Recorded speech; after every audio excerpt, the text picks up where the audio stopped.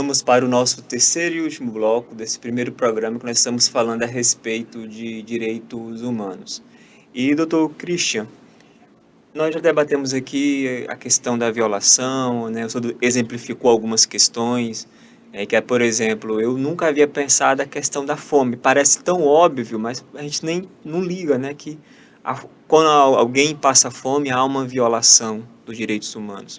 Só que há outras esferas também de violação, como, por exemplo, a questão de tortura, né? A questão de chacina, né, que a gente falou tanto a respeito aqui de segurança pública, e como uma pessoa pode denunciar, como uma pessoa pode recorrer a esses mecanismos e ter a sua identidade resguardada, né? Ter a sua identidade inviolada, uma vez que são questões muito complexas e que talvez a pessoa, por segurança, não quer se expor.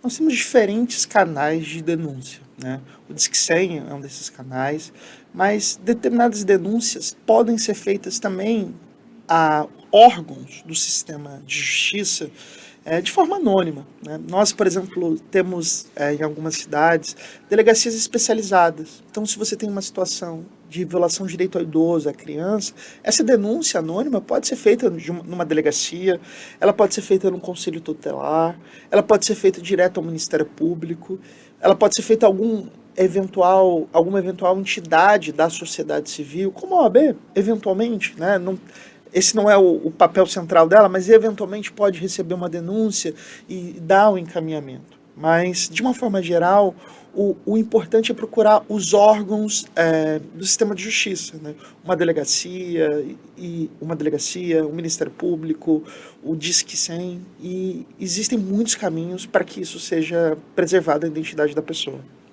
O senhor, como um advogado atuante nessa área, o senhor poderia compartilhar conosco alguma experiência que o senhor passou, qual foi o caso, como que teve a resolução ao final, justamente para exemplificar a importância e como de fato os direitos humanos têm que ser aplicados na sociedade.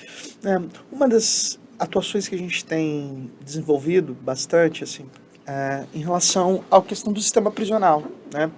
Em Paraíso, a gente identificou uma situação muito grave de violação de direitos humanos, que identifica tanto questões dos próprios reeducandos, como questões dos próprios policiais penais, que estão também dentro de uma condição de violação dos seus direitos humanos.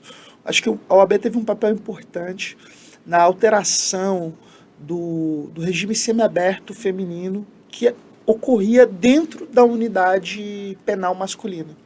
Então, até muito pouco tempo atrás, dentro de uma unidade penal masculina, você tinha mulheres que estavam cumprindo pena lá dentro, né? Então, essa foi uma das incidências que a OAB teve de forma muito importante. A OAB também acompanhou um outro caso emblemático, um caso de um jovem trabalhador que foi agredido pela Polícia Rodoviária Federal aqui em Palmas, e a OAB, junto com a própria instituição, estabeleceu diálogos institucionais importantes, né? O nosso objetivo não é trabalhar numa lógica de punitivista, existem outros órgãos para isso, mas desenvolver, garantir que as coisas sejam apuradas e que aquela situação ela não se repita.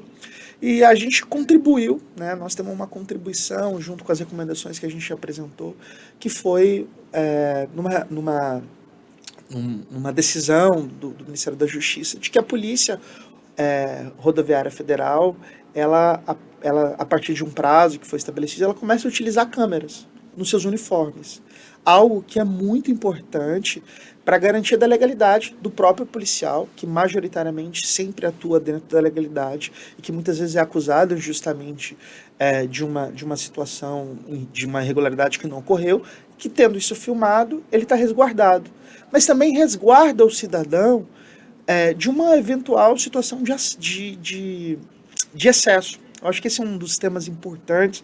Inclusive, gostaria que a gente pudesse tratar disso num próximo podcast, a importância da gente avançar nessa discussão aqui no Estado do Tocantins sobre a implementação, a utilização de câmeras dos uniformes dos policiais. As pesquisas apontam que a maioria dos agentes de segurança pública são favoráveis a esse tipo de câmera. Os resultados que a gente teve em alguns estados, como em São Paulo, Rio de Janeiro, foi uma redução de morte de policiais. Então, uma polícia que tem um maior controle e um maior registro da sua atividade é uma polícia mais protegida. É uma polícia que se expõe menos a situações desnecessárias de confronto, né, que preserva a vida dos policiais e, consequentemente, também produz menos letalidade. Então, acho que esses são algumas das incidências importantes da OAB. E com relação, por exemplo, à questão do idoso, o senhor já acompanhou algum caso, ou criança e adolescente, como que o senhor atuou também nessa camada da população que também é vulnerável?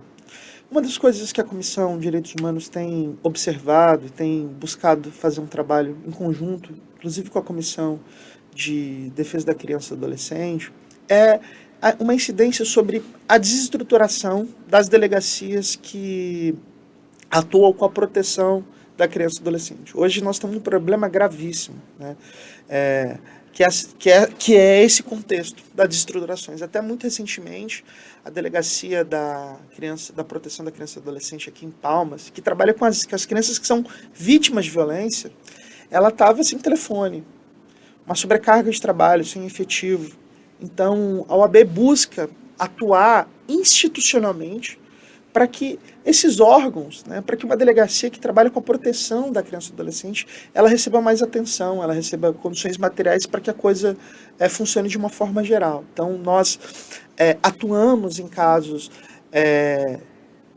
emblemáticos. Então, a OAB acompanha o caso de desaparecimento de algumas adolescentes, como a Safira, que é uma criança que está desaparecida. A OAB tem acompanhado, estabelece diálogos com quem está conduzindo a investigação para acompanhar e fazer esse controle social, tenta dar algum tipo de apoio às vítimas no ponto de vista de articular políticas públicas, mas a nossa busca de atuação é sobretudo institucional e tentar construir avanços estruturais. Doutor, nós estamos chegando ao final do nosso terceiro bloco. O programa foi muito rápido, sinal que o programa é bom. Quando é rápido assim, né? E já faço o convite para a gente, né? Nós teremos um programa especial aqui em 2 partes. Então, você que nos acompanhou até agora, não perca o próximo programa. Nós continuaremos debatendo a respeito de direitos humanos. Temos aí mais algumas questões para debater.